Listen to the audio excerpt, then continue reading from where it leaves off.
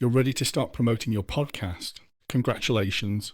This is a big moment for any podcaster, and you want to make sure you go about it the right way. The most professional way to present your podcast to media, industry colleagues, potential guests or sponsors, or anyone else professionally is via a podcast media kit. In this post, we cover everything you need to include in your podcast media kit, along with some tips to make it personable and help it stand out. Note that you should have this media kit available as a PDF that you can email to people or share digitally, and also stored in a Google Drive folder that is public-facing so that you can link to it in your show notes, on your website, and anywhere else necessary. Now, let's get into building your podcast media kit. An elevator pitch.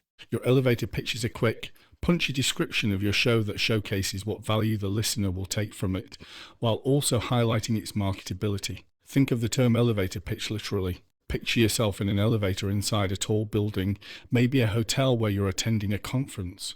You're riding up with a person who runs a podcast network, and this is your opportunity to showcase your podcast in the best possible light. You have about 20 seconds. What are you going to say? For example, the travel podcast No Blackout Dates uses the following copy in its elevator pitch. This isn't a show to help you figure out how to quit your desk job and travel, and we're certainly not going to give you a blueprint for backpacking your way across the world. What you will get is pro-level insight into how travel affects everything in a person's life, from work to family and from recreation to responsibilities. It's succinct and lets the reader know what the show is about and what it isn't. This also touches on the other aspect of an elevator pitch. It should elevate what the consistent theme of your show will be. This isn't the time to use a funny anecdote or talk about what motivated you to start a podcast. It's time to show why your podcast is the authoritative show in its field. Link to a snippet, preview episode, or to your best episode here to get people hooked in right away. Your stats. To be sure, you may not have many stats yet, and that's okay. You don't need to make this section big if this is the case, and you may consider including it in the audience breakdown. But if you have established a following, note your average show downloads and total downloads.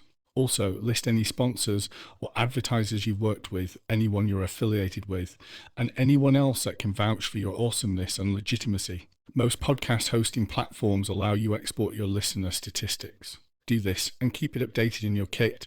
A screenshot can be used to add legitimacy. Host info. Include a short bio of all hosts and anyone else affiliated with the show. You can also include a brief history of the show, like why you started it, what gap it fills, and why you are qualified to be considered an authority in your niche. You should include headshots or photos here, and your logo should be included in this section. Target audience breakdown. Who is the ultimate demographic for your show? Is it a job hunting show targeting recent college grads in search of that entry-level position? Maybe the aspiring digital nomad who needs guidance on quitting the office life and taking that first step towards location independence. Whoever your target audience is, that should be very apparent in the who section of your podcast media kit. Often, the people who are influencers or leaders among your target audience are the people who would make great guests on your podcast. Think about who follows these people. That is your target audience right there. And the reader of your podcast media kit should learn this right away. In other words, who is your podcast for? Subtle notes about your podcast's hidden audience. The hidden audience is a unique factor that is often overlooked by podcaster, bloggers, and other creatives. You've noted who your intended audience is, but are there any adjacent audiences your show could appeal to? Let's dive a little deeper into this. The podcast Tropical MBA, a very popular and long-running weekly show for location-independent entrepreneurs, targets people running online businesses.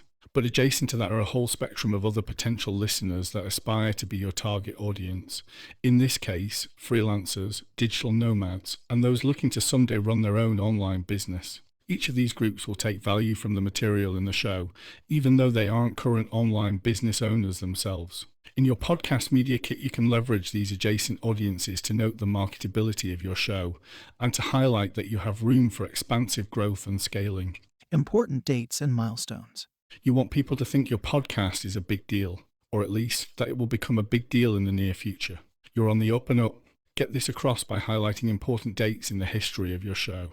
For example, your launch date, the episodes in which you've had high authority guests or influencers in your field, and milestones like the 1,000th download or 10,000th download. If you've been around a while, you may even include bigger milestones like your 100th episode, data first sponsorship, and other moments that highlight successes big and small. One cool way to do this is by creating a timeline and including it as an image in your media kit. This makes it easy for the reader to see all of these big moments at once, leaving a lasting impression.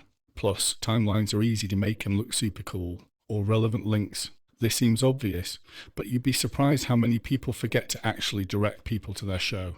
Here, include everywhere people can find it with active hyperlinks. This includes Apple Podcasts, Spotify, and other major podcast publishing platforms. It should also list your website, social media networks, and contact information.